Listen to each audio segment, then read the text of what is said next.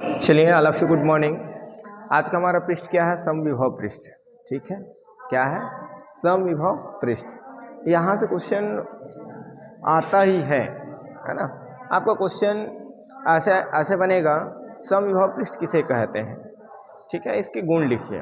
ठीक है, या तो आपका प्रश्न बनेगा समविभव पृष्ठ के अंदर, यहाँ पर देखिए, समविभव पृष्ठ के अंदर किसी आवेश को एक बिंदु से दूसरे बिंदु तक ले जाने में किए गए कार्य, ठीक है, कितने होते हैं?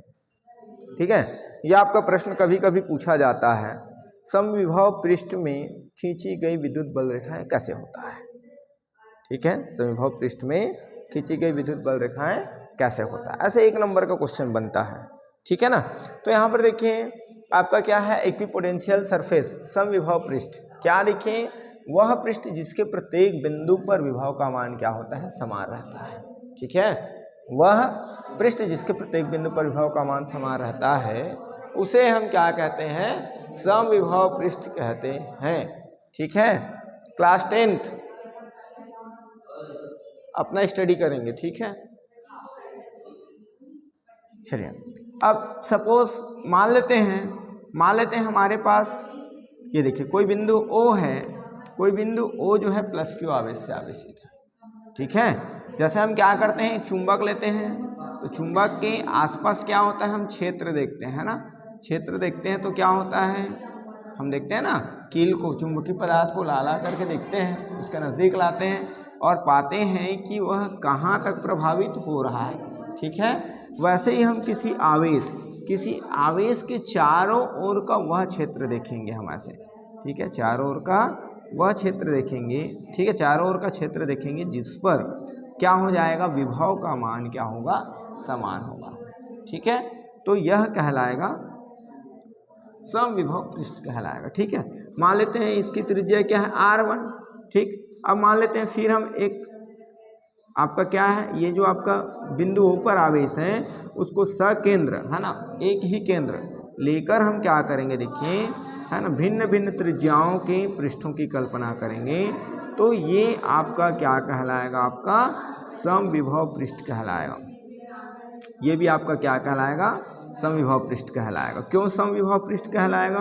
क्योंकि देखिए यहाँ पर बिंदु O से है ना, आवेश Q से इनकी दूरी क्या है? समान है। ठीक है, तो हम देखिए इन पृष्ठों के, देखिए ये आपका एक समविभव पृष्ठ है, ये भी आपका दूसरा है, ये आपका तीसरा है। ठीक है, हम ऐसे और कई सारे समविभव पृष्ठ बना सकते हैं। क्लियर इतनी बातें है ना। अब यहाँ पर देखिए हम क्या कर दिए, देखिए R1 R2 R से त्रिज्या का समविभव पृष्ठ की कल्पना कर ली है। ठीक है, तब इस पर खींची गई जो बल रेखाएं होगा इस पृष्ठ के अभिलंबवत बाहर के होगा ऐसे, ये खींची गई बल रेखाएं हैं। ठीक है, खींची गई बल रेखाएं कैसे होगा? इस पृष्ठ के, किस पृष्ठ के? समविभव पृष्ठ के अभिलंबवत बाहर के होगा। ठीक है, कभी भी आप देखेंगे कि भाई ये आपका क्या है, आवेश है, ये आपका एक पृष्ठ है। ठीक है, और ये आपका दूसरा पृष्ठ है ना।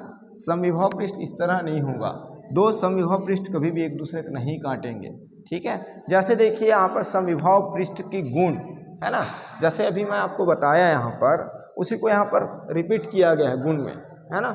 ठीक है, क्या किया गया, देखिए पृष्ठ के प्रत्येक बिंदु पर विभव का मान समान रहता है। तो देखिए हम यहाँ पर देखिए पहला ही पृष्ठ ले लेते हैं, पृष्ठ में आप कहीं भी आप बात करो, कोई भी बिंदु पर बात करो, ठीक है, विभव आपका क्या होगा? समान रहेगा। ठीक है ना। फिर दूसरा क्या, देखिए एकांक धन आवेश को इस पृष्ठ के अंदर, अब देखिए ये देखिए एक बिंदु A है, ये एक बिंदु ले लेते हैं B। ठीक है, अब हम क्या करेंगे, देखिए धन आवेश को, एकांक धन आवेश को किसी बिंदु तक, इस पृष्ठ के एक बिंदु से दूसरे बिंदु तक हम ले जाना चाहेंगे तो हमको कोई कार्य नहीं करना पड़ेगा, स्वतः ही ये क्या हो जाएगा? चला जाएगा। क्यों चला जाएगा? क्योंकि इस पृष्ठ के प्रत्येक बिंदु पर विभव समान है। यदि असमान रहता, कौन असमान रहता? विभव, है ना। मान लो विभव असमान रहता तो हमको एकांक धनावेश को एक बिंदु से दूसरे बिंदु तक ले जाने में क्या करना पड़ता? कार्य करना पड़ता। ठीक है, क्लियर इतनी बातें? ठीक है ना, पहले ही बता दिया हूं। कि विद्युत बल रेखाएं इस पृष्ठ के क्या होता है, अभिलंबवत बाहर की ओर होता है। पृष्ठ के कैसे है, ये देखिए ये बल रेखा है, विद्युत बल रेखा है ना, कैसे है, पृष्ठ के बाहर। ठीक है, उसके बाद देखिए लास्ट में बताया था आपको, क्या बताया था कि दो पृष्ठ है ना, दो समविभव पृष्ठ एक दूसरे को कभी नहीं काटते। ठीक है, और लास्ट में आपका देखिए किसी विद्युत चालक का पृष्ठ सदैव क्या होता है, समविभव पृष्ठ होता है। ठीक है, किसी विद्युत चालक का पृष्ठ सदैव क्या होता है, समविभव पृष्ठ होता है। ठीक है, आप उसमें देख भी सकते हैं कि भाई विद्युत चालक है, दो तार आपस में टकरा जाते हैं तो क्या हो जाता है, क्या हो जाता है, क्या हो जाता है, सर्किट शॉर्ट हो जाता है ना। तो दो विद्युत तार कभी भी नहीं टकराते। ठीक है, और एक बात ये भी ध्यान रखना कि भाई हमारे पास क्या है, ये चालक है। ठीक है, कौन सा चालक है, विद्युत चालक। ठीक है, चालक तार, विद्युत चालक तार। ठीक, तो क्या होगा, इसमें आवेश का प्रवाह जो है इनके पृष्ठों से होता है, इनके बाह्य पृष्ठों से होगा, इनके अंदर से नहीं होता है, ध्यान रखेंगे। ठीक है, यहाँ पर कभी कभी देखिए, इसमें तो हम नहीं पढ़े हैं किंतु मैं आपको एक बात बता देना चाहता हूँ, यदि कोई चालक खोखला है ना, एक खोखले चालक को हम प्लस क्यू आवेश दे देते हैं तो इसके अंदर विभव क्या होगा, ऐसे प्रश्न आया हुआ है और लगभग हर साल आता है ना। तो एक खोखले चालक के अंदर विभव का मान क्या होता है, शून्य होता है। ठीक है, क्यों, क्योंकि भाई आपका आवेश तो क्या है, खोखले चालक के पृष्ठ पर वितरित है ना, खोखले चालक के उनके पृष्ठ पर क्या हुआ है, फैला हुआ है, न कि उसके अंदर, है ना। तो यहाँ पर देखिए खोखले चालक के अंदर विभव का मान शून्य होता है, बल्कि चालक के पृष्ठ पर विभव का मान क्या होता है, एक समान होता है। चालक के पृष्ठ पर विभव का मान क्या होता है, एक समान। ठीक है, ये दो बातें आप बिल्कुल ध्यान रखेंगे क्योंकि ये प्रश्न आपका आया हुआ है। आप क्वेश्चन पेपर उठा के देखिए, ठीक है, कई बार आया है ये प्रश्न। तो ये आपका एग्जाम की दृष्टि से है ना, एग्जाम के पॉइंट ऑफ व्यू से क्या है, आपका मोस्ट आईएमपी क्वेश्चन है समविभव पृष्ठ, और ये खोखले चालक के अंदर विभव और उनके पृष्ठ पर विभव। ठीक है ना, तो ये आप अपने दिमाग में बैठा लीजिए, ये आपको और पढ़ने की जरूरत नहीं पड़ेगा मेरे ख्याल से। ठीक है ना, क्योंकि ये बहुत सिंपल टॉपिक है ये। क्लियर है, ठीक। हमारा नेक्स्ट आपका टॉपिक विद्युत धारिता। ठीक है, इलेक्ट्रिक है ना, कैपेसिटर या, ठीक है, कैपेसिटर का मतलब क्या होता है, कैपेसिटी कितनी है, हम क्या करते हैं, पढ़ाई करते हैं तो हमारा कैपेसिटी कितने घंटे तक पढ़ सकते हैं, कितना हम ऑब्जर्व कर सकते हैं, है ना। ठीक है, तो ऐसे यहाँ पर देखिए इलेक्ट्रिक कैपेसिटर। ठीक है, विद्युत धारिता। तो विद्युत धारिता क्या है, देखिए विद्युत धारिता हम बताएंगे। तो विद्युत धारिता बताने के पहले, ठीक है, धारिता मतलब क्या है, धारण करके रखने की क्षमता। धारिता का मतलब क्या है, धारण करके रखने की क्षमता। तो सबसे पहले महत्वपूर्ण बात ये है कि भाई हमारा ये चालक है, ठीक है, हमारा ये क्या है, चालक है। अब इस चालक की धारिता उसके किस पर डिपेंड करेगा, उसके एरिया पर, क्षेत्रफल पर डिपेंड करेगा, है नहीं, और क्षेत्रफल पर डिपेंड करेगा तो अब उसमें कितना आवेश देंगे, है ना। तो भाई किसी चालक को दिया गया आवेश, ठीक है, या किसी चालक का विभव क्या होता है, उसके आवेश के अनुक्रमानुपाती होता है। ठीक है, तो यहाँ से हम क्या करेंगे, प्रोपोर्शनल साइन हटाएंगे तो, ठीक है, तो ये C जो है यही क्या कहलाता है, कैपेसिटर कहलाता है, कांस्टेंट कहलाता है। ठीक है, तो C बराबर, है ना, ट्रांसफर कर दिए, अर्थात विद्युत धारिता बराबर ये आपका चालक को दिया गया आवेश बटा चालक का विभव।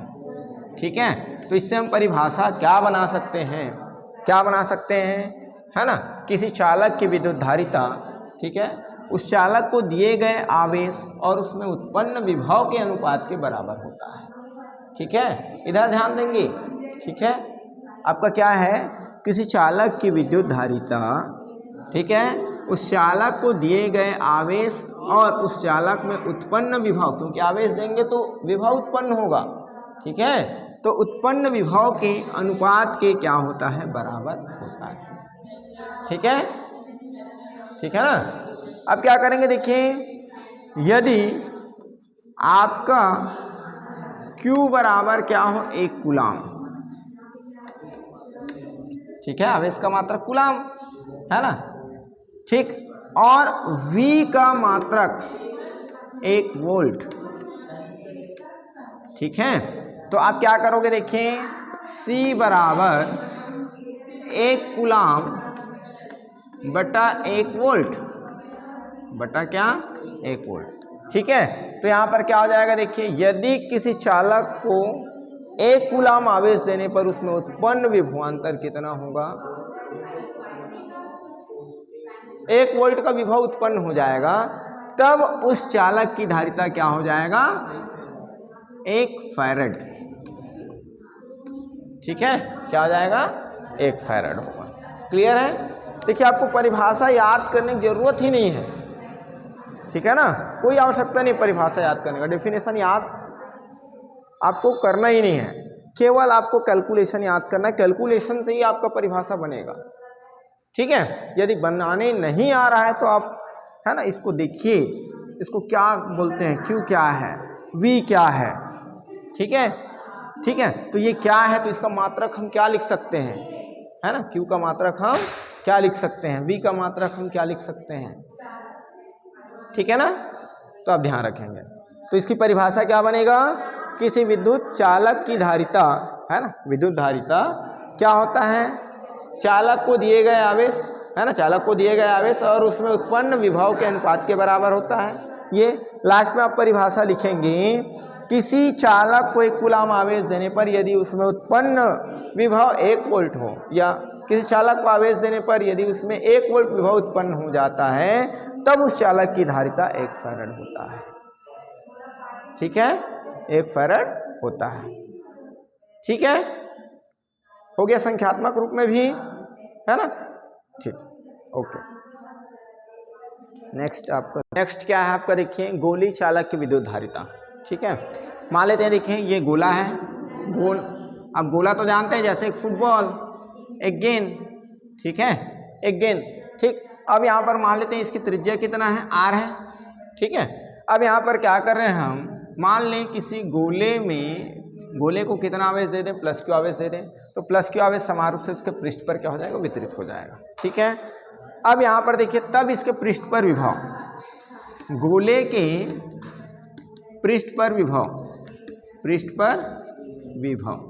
ठीक है, तो गोले के पृष्ठ पर विभव, तो केंद्र से इनकी दूरी मान लें R है, R त्रिज्या का है, तो ये आपका क्या हो जाएगा, देखिए, इसमें परावैद्युत माध्यम मान ले रखा गया है ना, तो क्या हो जाएगा, V = 1/4πε0K Q/R, ये हम पहले बात कर चुके हैं, ये समीकरण 1 हो जाएगा। अभी थोड़ी देर पहले चूंकि C बराबर Q/V, ये हम बात किए थे, किसी चालक की धारिता C बराबर Q/V, ठीक है।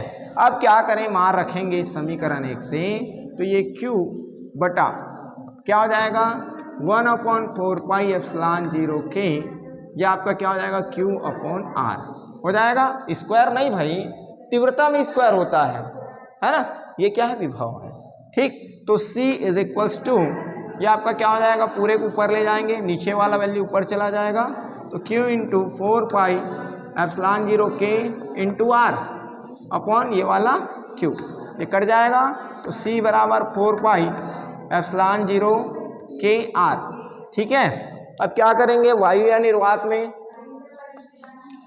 क्या करेंगे हम, वायु या निर्वात में, वायु या निर्वात में K बराबर क्या हो जाएगा, 1, है ना, इसलिए C बराबर आपका 4πε0R, ठीक है। अब यहां से आपका प्रश्न बनेगा, दिखाइए प्रश्न क्या है आपका, ये देखिए क्या लिखा हुआ है प्रश्न, यहां से प्रश्न, इस टाइप का प्रश्न आया हुआ है, ठीक है। 64,000 किलोमीटर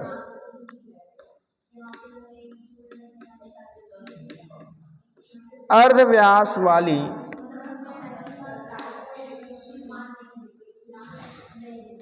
पृथ्वी की विद्युत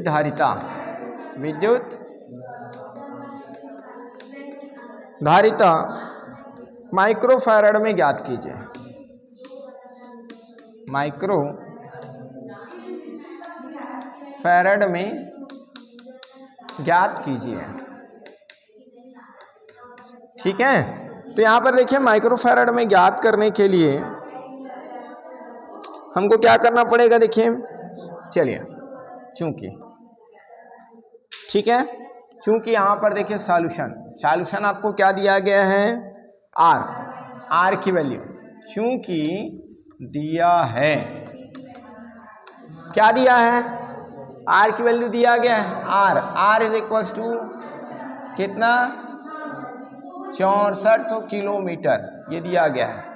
बट यहां पर क्या दिया हुआ है, देखिए क्या लिखा हुआ है, अर्धव्यास, है ना।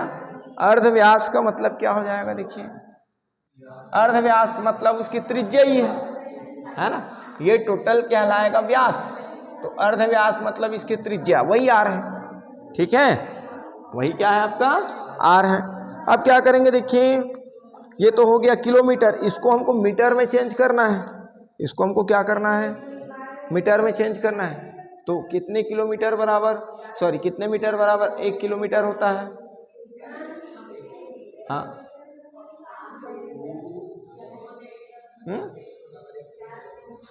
1000। तो इसको हम क्या करेंगे, देखिए 64 गुना 100 लिख सकते हैं, और इसमें हम क्या करें, 10 की घात 3 गुना कर दें, तो किस में चेंज हो जाएगा, ठीक है, मीटर में चेंज हो जाएगा। अब ये कितना हो जाएगा, ये आपका 64, ठीक है, गुना 10 की घात कितना हो जाएगा, 5, और यदि हम इसको 6.4 लिखें, है ना, तब ये आपका हो जाएगा 10 की घात 6 मीटर। आगे समझ में, ठीक है, इतनी बातें आए समझ में। अब चूंकि आपके पास क्या होता है भाई, सी का मान आपके पास है, देखिए सी बराबर 4πε0 गुना आर, ये है, और आप जानते हैं 1/4πε0 बराबर 9 गुना 10 की घात 9, ये हम अध्याय 1 में पढ़ चुके हैं, पढ़े कि नहीं पढ़े हैं। तो क्या करोगे, वैल्यूज पुट करेंगे ना, तो क्या हो जाएगा, ये इसका उल्टा रखेंगे, तो ये आपका क्या हो जाएगा, इसको उल्टा रखेंगे ना, तो भाई ये अपॉन में है, तो क्या हो जाएगा, 1 में आ जाएगा ये, ठीक है। तो आपका 1/9 × 10⁹ इंटू 6.4 × 10⁶, ठीक है। अब क्या हो जाएगा, इसको ऊपर ले जाते हैं, तो ये आपका हो जाएगा, देखिए 6.4/9 गुना 10 की घात -3, 6 ऋण 9 कितना हो जाएगा, -3 हो जाएगा, होगा कि नहीं होगा, इधर का रफ कर दें क्या, चलिए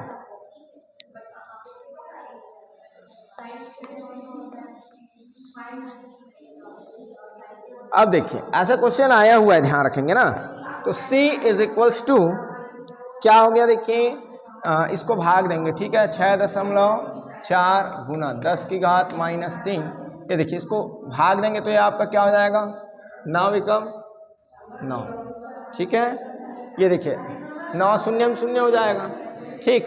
अब क्या हो जाएगा, दशमलव लगाएंगे, फिर 64 हो गया, है ना, 9 को 12 पढ़िए, चलिए 9 7 63, तो यहाँ पर 7 आ जाएगा, फिर कितना बच जाएगा, 1, है ना, दशमलव लगा लिए, मतलब हम क्या करेंगे, शून्य उतारेंगे, ठीक है, 9 एकम 9, फिर आपका 1 बचेगा, फिर 9 एकम 9, फिर ये लगातार आते रहेगा, तो आपका 0.711 गुना 10 की घात -3, ठीक है। अब C बराबर दशमलव को एक स्थान हम आगे बढ़ा देते हैं, तो ये आपका 7.11 गुना 10 की घात -3 गुना 10 की घात ऋण, आगे बढ़ाने पर आपका -1 लग जाएगा, ठीक है, कितना लग जाएगा, -1, ठीक। अब भाई ये तो आपका क्या है, ये आपका क्या है, धारिता है, और धारिता का मात्रक क्या होता है, फैराड होता है। तो C बराबर 7.11 गुना 10 की घात -3 -1 -4 फैराड। ठीक है, -4 फैराड। अब क्या करना है, देखिए हमको इसी को क्या करना है, किसमें बोला गया है, माइक्रो फैराड। ठीक है, किसमें बोला गया है, माइक्रो फैराड में। तो आपको ध्यान रखना है, चलिए इसको समीकरण नंबर 1 मान लें। क्योंकि आपको यहां पर ध्यान रखना है, क्या ध्यान रखना है, देखिए एक माइक्रो फैराड बराबर 10 की घात -6 फैराड, ये ध्यान रखोगे आप। ठीक है, एक माइक्रो फैराड बराबर 10 की घात -6 फैराड। ठीक है, तो यहाँ पर क्या हो जाएगा, ये चेंज कर देंगे इसको। ठीक है, फैराड से माइक्रो फैराड में चेंज करेंगे तो क्या हो जाएगा भाई, क्या हो जाएगा, चेंज करेंगे तो क्या होगा, ट्रांसफर करना पड़ेगा ना। ठीक, तो क्या हो जाएगा, इसलिए इसको ऐसे लिख लें, एक फैराड बराबर कितना हो जाएगा, 1/10 की घात -6 micro farad, sorry micro farad. और तब आपको कितना निकालना है, 7.11 गुना 10 की घात -4 फैराड बराबर क्या हो जाएगा, 7.11 गुना 10 की घात -4 बटा 10 की घात -6 माइक्रो फैराड म्यू एफ। ठीक है, अब क्या हो जाएगा, इसको हम करेंगे 7.11 गुना 10 की घात -4 + 6, घातांक का नियम लग जाएगा, माइनस और माइनस प्लस हो जाएगा। ठीक है, तो ये आपका हो जाएगा 7.11 गुना 10 की घात 2 माइक्रो फैराड। क्लियर है, ठीक है ना, ऐसे हम इसको दर्शा सकते हैं। इतनी बातें आया समझ में कि नहीं आया, ठीक, चलिए।